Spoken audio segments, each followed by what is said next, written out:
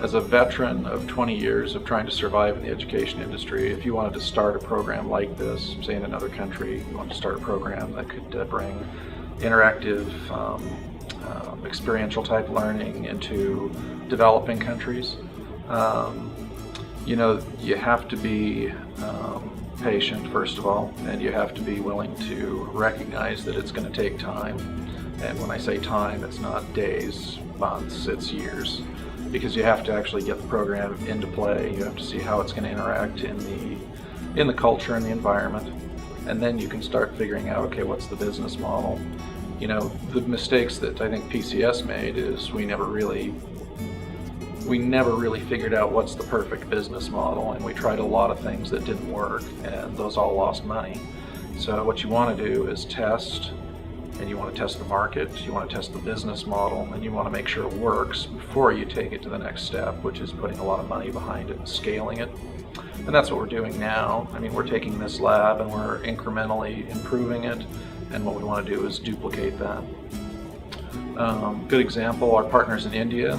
We've licensed a lot of our curriculum and materials to a partner in India, and they went into the Indian market with a specific concept. They were going to run something similar to our labs, after-school programs, and after the first 9 months they came to the conclusion that this model isn't going to work in India, and they realized that the things and the dynamics here, it's a lot easier for people to get here, for one thing, and population is so dense in India that if a person was more than a couple kilometers away, they couldn't even get to the class on time.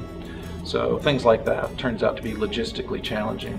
So what they've done is now they've gone into the actual school, they take the program, drop it into private schools, and they're cycling kids from that private school through that lab on a regular basis.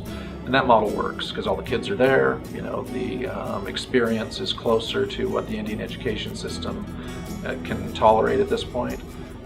To bring somebody from a pedantic, traditional learning environment, drop them into this is like dropping them into ice water. It's a shock. So they're taking an incremental approach. They recognize that experiential, out-of-the-box thinking is new to a lot of the education systems, especially the ones they're working with. So they're working it slowly. So if you want to do something like education and you want to start something like this, you need to do it small, test, and then build incrementally until you know what the business model is going to be before you throw a lot of money at it. It's not going to be cheap to set it up and test it to begin with, but what you don't want to do is try to scale something that doesn't work.